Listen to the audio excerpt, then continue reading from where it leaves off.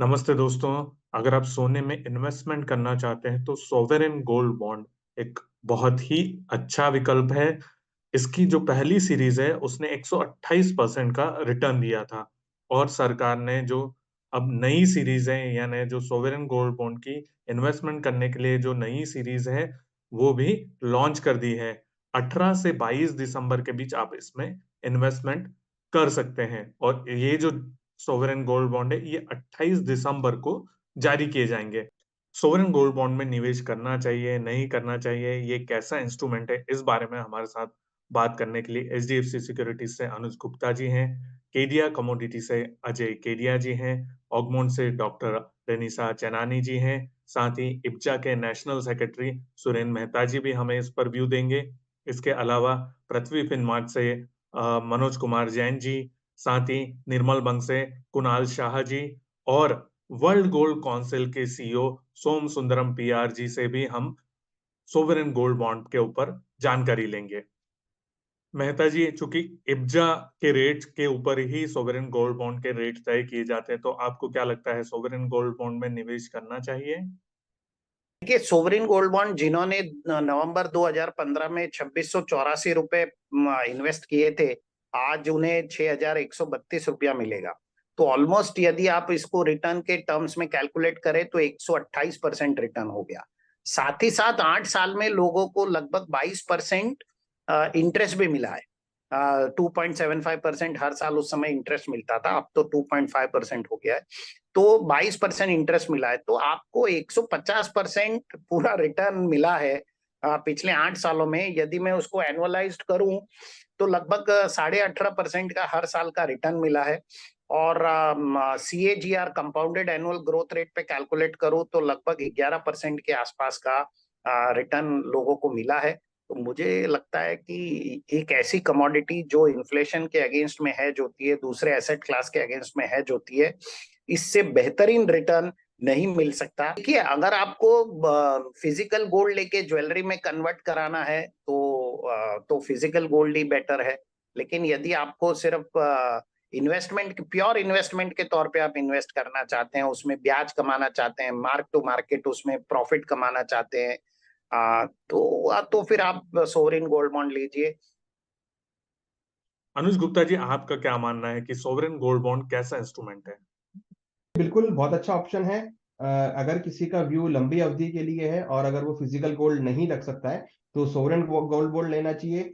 इसमें एक बेनिफिट ये है कि इसमें 2.5% आपको गारंटेड रिटर्न भी सरकार की तरफ से मिलता है और इसको जो है गवर्नमेंट ऑफ इंडिया इसको मैनेज करती है।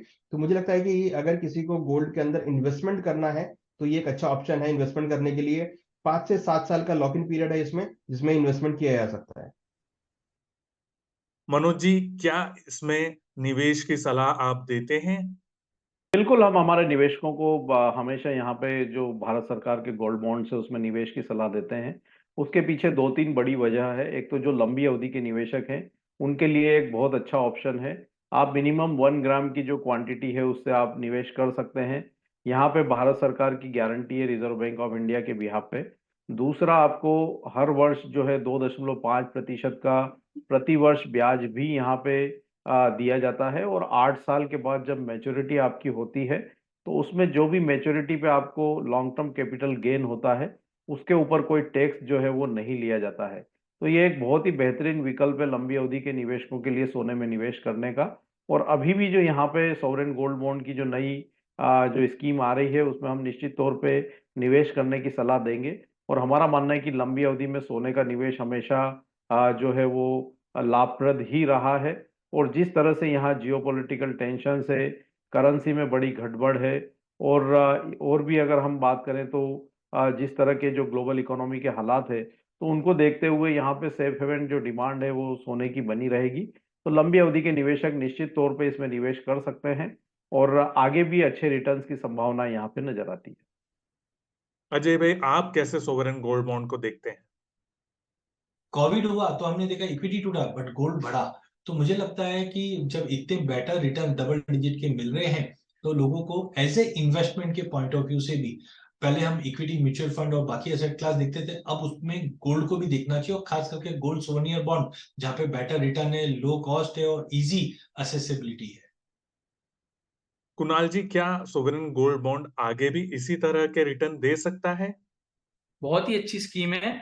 आपके 12.5% की डाउनसाइड गवर्नमेंट प्रोटेक्ट कर देती है 5 साल की, हर महीने आपको 2.5% इंटरेस्ट देखिए।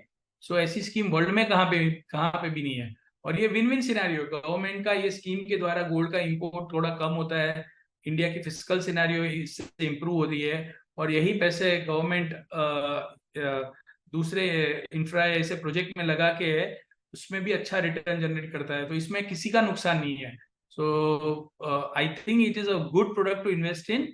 बट ये जैसे मैंने कहा 100% रिटर्न ऐसा 60,000 का 1,20,000 हो जाएगा, ऐसा रिटर्न अभी नहीं आने वाला है। तेजी होने वाला है गोल्ड में, बट एक्स्ट्रा ऑर्डिनरी तेजी होने के लिए इसको टाइम लगेगा। डॉक्टर रेनिसा जी, आप सोवरेन गोल्ड बॉन्ड को कैसे देखती हैं? तो ये कंपेयर करें अगर बाकी एसेट क्लासेस से, तो काफी अच्छा रिटर्न है, ऑलमोस्ट 12% से ज्यादा आपको पर ईयर इंटरेस्ट मिला है। तो देखा जाए कि गोल्ड हम सिर्फ 8 सालों में नहीं, पिछले 20-25 सालों की भी आप हिस्ट्री देखें तो 11 से 12% के CAGR रिटर्न्स मिले ही हैं।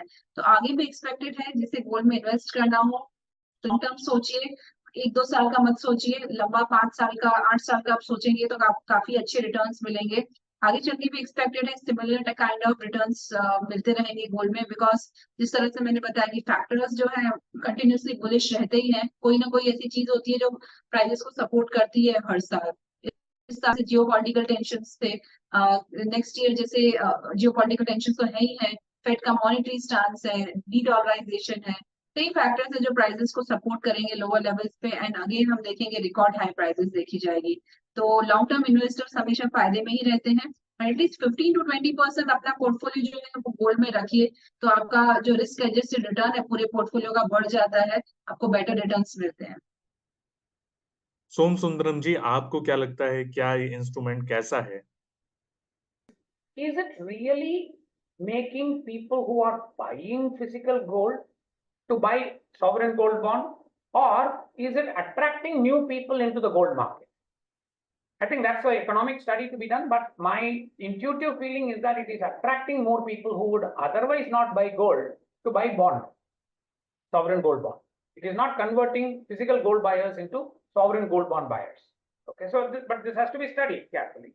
So the objective of sovereign gold bond has to be very carefully thought through, and maybe some tweaks to the same sovereign gold bond issue can be used to monetize gold.